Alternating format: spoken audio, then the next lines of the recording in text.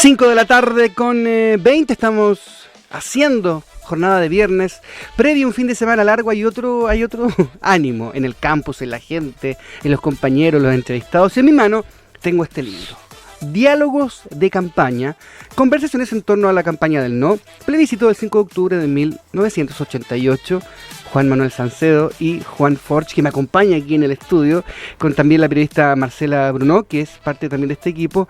Vamos a hablar de este trabajo que, según le contaba fuera del micrófono a don Juan, que era como, me gusta mucho el formato, es una conversación donde uno casi que mete la oreja entre una charla de dos amigos. Don Juan, bienvenido a Frecuencia Pública. Muchas gracias, Rodrigo, muy amable. ¿Cuánto tiempo ha pasado de esto que resulta un poco irrepetible? La campaña en sí mismo, las condiciones en que se dieron y también la recompensa que tenían al otro lado del arco iris. Sí, bueno, irrepetible porque se necesitarían 15 años de dictadura previas. Ojalá que no. Ojalá, partiendo por ahí. Claro, partiendo por ahí se necesitaría, y además se necesitaría también una situación muy especial que se dio en Chile, y es que debido a la dictadura, muchas personas del mundo cultural quedaron sin posibilidades, sin trabajo, sin posibilidades de subsistir. Y entonces mucha de esa gente entró a trabajar en publicidad. La publicidad chilena de los años 80 era extraordinaria, pues estaba llena de gente muy creativa, de mucho talento. Habían poetas, habían pintores, habían escritores, gente que hacía cine, video, incluso gente de radio que estaba trabajando en las agencias, y entonces la producción publicitaria en esa época era de altísima calidad. Bueno, toda esa gente, la gran mayoría de ellos participaron en la realización de la campaña del no, porque obviamente eran gente que estaba en contra de la dictadura, ya que, claro, la producción cultural, el pensamiento, no requiere de restricciones, por el contrario, requiere de libertades. Entonces, obviamente, esa gente estaba muy en contra de la dictadura y estaban muy dispuestos a trabajar por la campaña y por el no. ¿Cómo fueron subsanando el asunto de los recursos, ¿no? Me imagino que versus la campaña del sí, que eran más austeros, sí, tenían la matriz, tenían poetas, tenían artistas, tenían diseñadores, pero en términos económicos. Pues esa gente trabajó, yo te diría que en su gran mayoría trabajó voluntariamente. Yeah. Y era impresionante cuando estábamos ya en la fase final, que la fase final fue la franja. Cómo llegaba gente de diferentes partes de Chile, incluso, con aportes, con ideas, con videos, con declaraciones, etcétera. O sea, y las entregaban, por si sirve, decían. O sea, era muy impresionante eso. Qué grandes recuerdos. Y además, en el prólogo, en el comienzo, dice que la campaña, claro, hay algunos que le atribuyen como el triunfo del no a la campaña. Lo veíamos en la película No, que se nota un poco así. Pero más bien la clave está en que ustedes le llevaron el mensaje a la gente de que no podían estar más sujetos bajo esta dictadura, ¿no? Sanguinaria, por un lado, que coaptaba las libertades. Esa fue la clave, y también lo cuenta como tesis aquí. Sí, bueno, nosotros, aquí no hay pruebas científicas de esto, pero nosotros tenemos la convicción de que uno de los principales aportes que tuvo la campaña y la franja del no fue el hacer que la gente perdiera el miedo de votar que no, de plantear que eran del no, de promocionar el no, de conversar en el taller, en el trabajo, en la universidad, en la escuela, de poder decir, oye, yo soy del no. O sea, yo estoy en contra de este gobierno, porque durante mucho tiempo no se había hablado de eso. Los disidentes del gobierno vivían en silencio, por eso no había una conversación política interesante, digamos, durante ese tiempo, excepto en lugares más bien protegidos o controlado. Claro, y había, no sé, poleras del no, la gente las usaba, así, todo, con y orgullo. las chapitas, iban a buscar al comando chapitas, sacaban las chapitas. Y las chapitas se las inventaba la gente. O sea, obviamente surgió mucho vendedor ambulante que producían sus propias chapitas. Hubo mucha creatividad. Bueno, pasó un poco con eso, con el apruebo, finalmente no tuvo el mismo éxito, pero la gente también andaba se sentía identificada, y algo había ahí. Y un pasaje que me gustó mucho desde el libro es cuando hablan de que usaron el humor también como una herramienta, pero el humor como sentirse seguro, no como un antónimo de seriedad, sino que más bien me siento tan seguro que puedo incluso como reírme un poco, a pesar del contexto.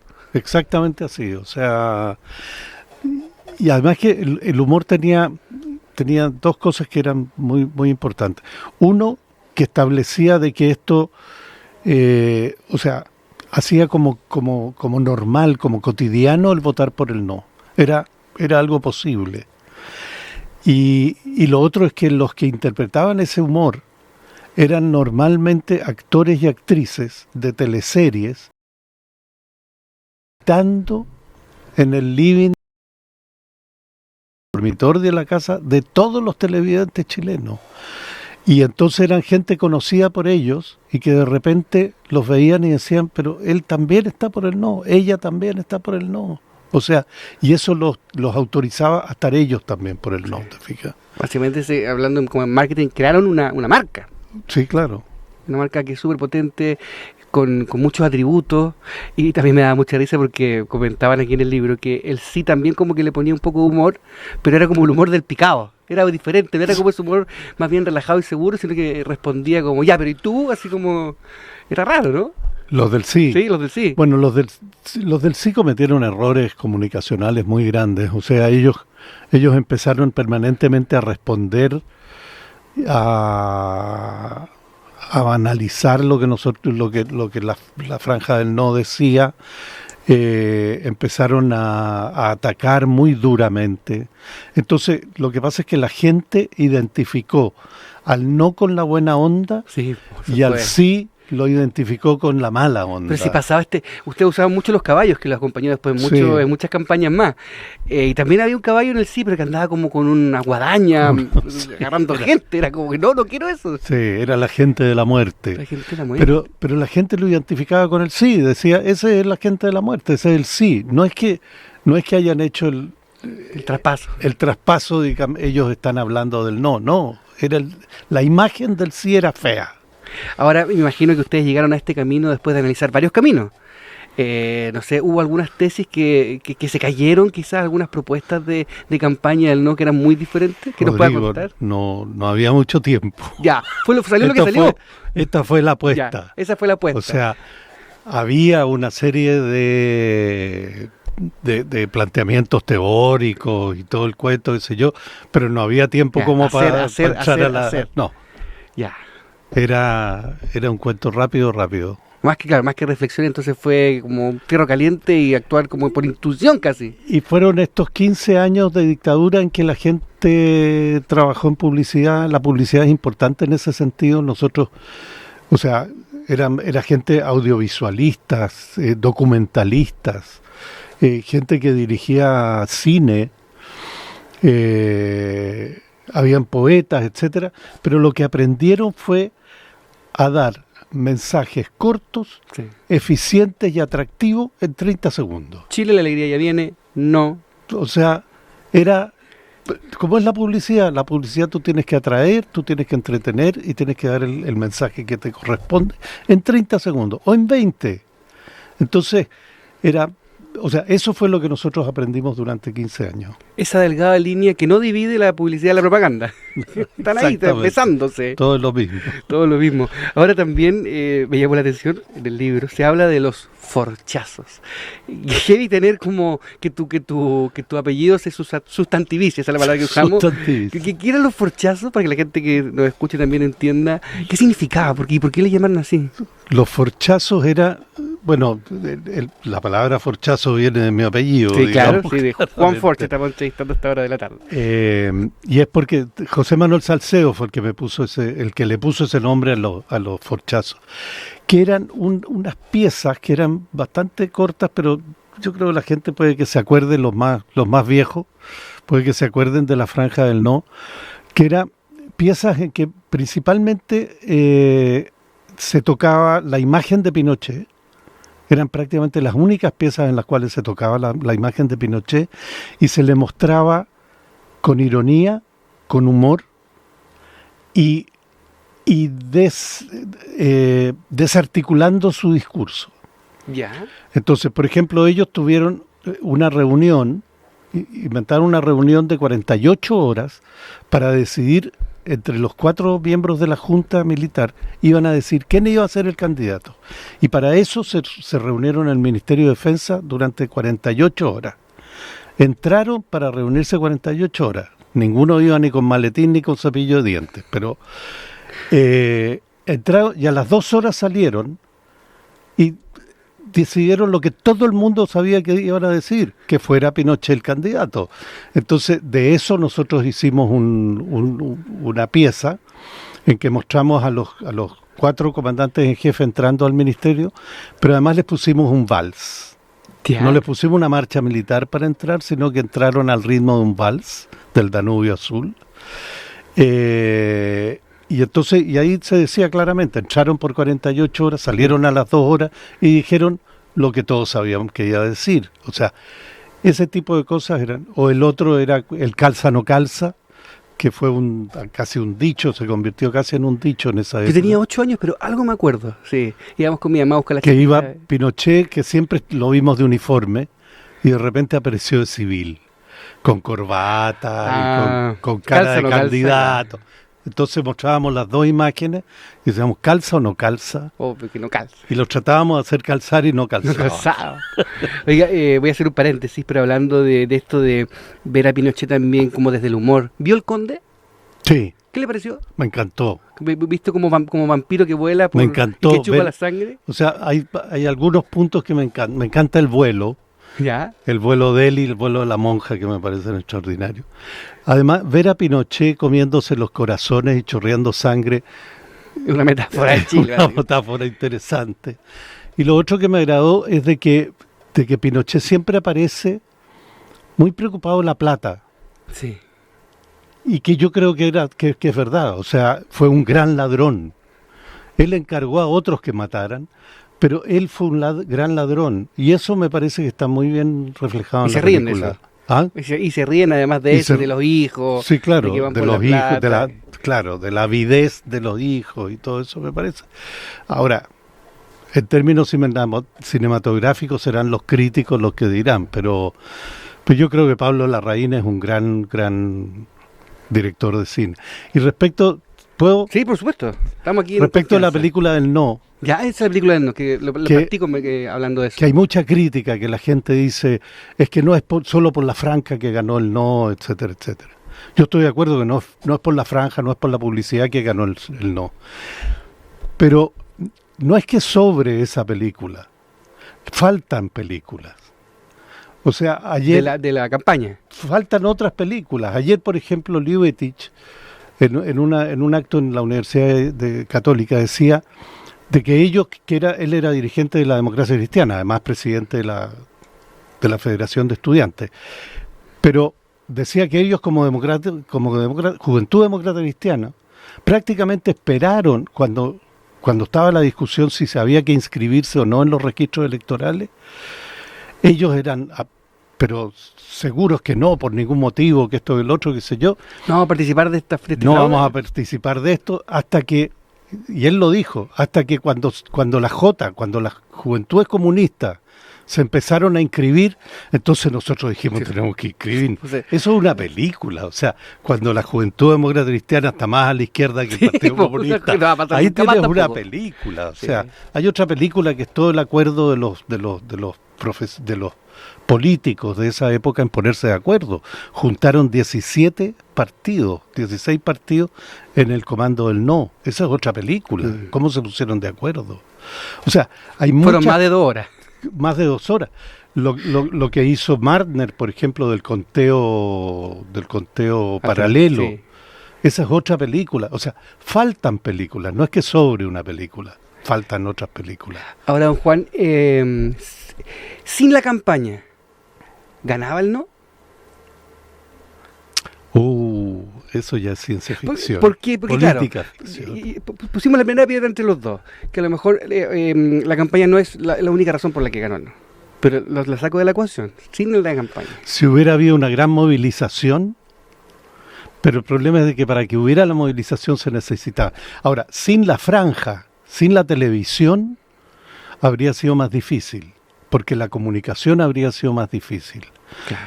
Pero que había una sensación muy fuerte de desagrado con la dictadura, yo creo que sí la había. Sí, la gente ya estaba, como decíamos, estaba aburrida, estaba saturada. Ya había pasado tiempo y ya estaba en momento de decir, ¿sabes qué? Yo no aguanto más. Como que ya voy a inscribir y voy a votar y me voy a poner mi chapa. Y el de al lado se la puso también, y el de frente y en la tele también, y el actor también. Vamos con todo. Ahora, en términos de análisis de campaña, hubo una hace poco que llamó la atención, que fue la del rechazo, ocupando otra herramienta. O quizás la misma, pero con distintas formas. Y que fue exitosa. El rechazo ganó por una amplia diferencia, ocupando recursos como, no sé, bots, ocupando desde lo digital, desde Facebook. ¿Cómo analiza usted con su experiencia esa campaña, por ejemplo? Yo creo que ahí hay algo que no se ha analizado mucho. Y que... A ver, 2 cosas. En esa campaña del rechazo, el trabajo político a nivel de terreno que hizo la gente del rechazo fue inmensa. Yo vivo gran parte del año en provincia y yo los vi actuar en provincia y cómo trabajaron con la gente haciendo reuniones de 5 personas, de 10, de 15 personas, y se movilizaron, o sea, a niveles impresionantes, y fueron en cada una de esas reuniones explicándole a la gente sus motivos, sus razones, y diciéndole, tu casa no vas a poder heredarla a tus hijos, no vas a tener más pensión, no vas a tener... Las mentiras. De acuerdo, pero ese era su argumento, que ellos lo hicieron llegar. Y convencieron a la gente. Porque el tema es cómo haces tú llegar tu mensaje a la gente. Y por otro lado, las franjas hoy en día están siendo, yo diría, mal utilizadas. ¿Por qué? En la época del plebiscito, 17 partidos armaron un solo comando, creo que fueron 16, pero 16 partidos armaron un solo comando y mandaron un solo mensaje. Y ese mensaje lo argumentaron de diferentes maneras, pero era un solo mensaje.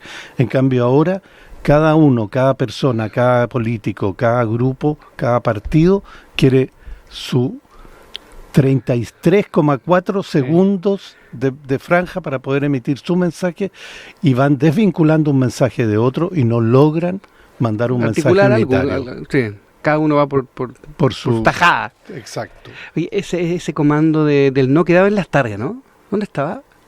Estaba en Las Tarrias, esquina de la Alameda. Arriba hay un automotor abajo, ¿no? ¿Albo puede ser en esa época? Estoy buscando una foto. Autosalvo, esa era, ¿no? Ah, no, esa es la de Elwin, ¿o no? A ver. Me mostré una foto. Estaba aquí en vivo. Esa es la de Elwin. Esa es la de Elwin, entonces, ya. Sí. Y la del no estaba Pero ahí. Yo creo que era el mismo edificio. Me parece que es el mismo edificio, ¿no? Esto está, a ver, le cuento. Las Tarrias, esquina de la Alameda. Sí, el mismo. Sí. El mismo edificio.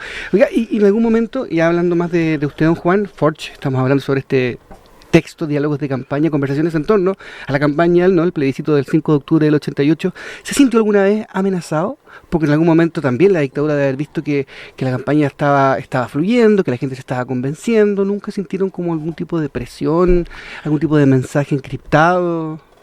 Tuvimos algunos autos Opala que se estacionaban clásico, afuera de la productora. Era gente que fumaba mucho, que no tenía mucho que hacer, sino que estar ahí para amedrentarnos a nosotros. La verdad es que no lo lograron, pero sí estaba, no tuvimos ninguna situación en que yo pueda decirte sí, sentimos la presión. Pero sí vieron gente rondando. Pero sí sabíamos que estábamos rodeados. Oiga, don Juan, y otra cosa que marcó profundamente la campaña fue la canción. Chile, la alegría ya viene, del exministro además que participó ahí, pero cuenta la leyenda, y también lo ponen aquí, que había otra letra, a don Jaime Aguirre no le gustó que le cambiaran su letra, después quedó como otra faramaya y volvieron a la original. ¿Cómo fue esa historia? A ver si la conté bien. A ver, esa... A ver, no es parte que yo conozca mucho, digamos, pero por lo que ha escuchado. Por lo que yo he escuchado, lo que hubo fue una presentación ante los políticos, en la cual se les planteó que el slogan era Chile, la alegría ya viene, y los políticos estaban muy, muy disconformes con ese... ¿No les gustaba? No, en absoluto, o sea, no entendían mucho, decían... ¿Por qué? Porque había una sensación de que la discusión en definitiva era el pasado o el futuro. O tú denunciabas el pasado o tú prometías un futuro. Esa es la disyuntiva, digamos. O sea, entonces los políticos estaban y ciertos sectores más amplios también de gente, digamos, estaban muy por la idea de ocupar los espacios que la dictadura estaba permitiéndole a la oposición, ocuparlos en una denuncia de lo que había sido la dictadura. Pero lo que hicieron estos publicistas, digamos, fue decir, no, o sea, todo el mundo sabe, ya sabemos lo que hizo la dictadura, lo que no sabemos es lo que viene. Claro. Y por lo tanto lo que nosotros tenemos que prometer es un futuro. ¿Y cómo va a ser ese futuro? Y ese futuro, de todas maneras, va a ser mejor que lo que tenemos, va a ser más alegre. Y entonces ellos planteaban ese cambio, o sea, de marcar el cambio que iba a haber entre lo que había sido el pasado y lo que sería el futuro. Y eso a los políticos les costó un poco aceptarlo, pero al final yo creo que no solo lo aceptaron, sino que lo empujaron también y estuvieron de acuerdo con eso. Y también ahí se explica el uso del color, por ejemplo, mucho color relacionado con la esperanza, este arcoíris que mezclaba muchos partidos políticos además. Era un futuro colorido. Sí, claro. Desde lo gris. Es un futuro de colores en contra del blanco y negro que existía antes. O del gris del uniforme. Sí. El futuro se veía. Ya, don Juan Forch, ¿dónde podemos encontrar este libro? Si lo quiero comprar, conseguir. Este libro se encuentra en la Galería 314, que queda en Santa Rosa 2600, en una exposición que está en este momento ahí, que es una exposición mía, con fotografías, poemas míos, videos míos. Y ahí está en venta este libro, y también en la librería y plataforma Alma Negra, que está en Nueva de Lyon. Ahora te explico qué es lo que es este libro. Esto es un diálogo que tuvimos José Manuel Salceo y yo hace el año 98 y que lo condujo Marcela Bruno, y ese diálogo quedó grabado en las cassettes y tuvimos 9 sesiones y quedó ahí. Y siempre nos preguntábamos con José Manuel qué vamos a hacer con esto. Pero nunca fue para un medio, era para el CED, que es el Centro de Estudios del Desarrollo. Perfecto. Que ellos nos llamaron, pero después como que no tuvo seguimiento esto, Y con José Manuel siempre hablábamos y decíamos, oye, ¿qué vamos a hacer con esto? ¿Qué vamos a hacer con esto? Bueno, el caso es que yo estaba fuera de Chile, en ese momento murió José Manuel hace 2 meses atrás, y nada, yo me sentí en la obligación moral de sacar esos diálogos, porque no tengo la sensación de que no hay nada escrito de lo que eran sus planteamientos respecto de la comunicación política. Y ahí hay muchos y muy interesantes. Lo que le contaba al principio, el formato es muy entretenido además porque es como parar la oreja en una conversación que es muy interesante entre dos amigos. Es como poder copuchar. Sí, cada vez tiene un poco de la mesa al lado, lo que están hablando en la mesa al lado. Justamente esa sensación tuve, don Juan Forch. Muchas gracias por estar aquí en Frecuencia Pública. Gracias, Rodrigo, por recibirme. Le deseo lo mejor también con su exposición.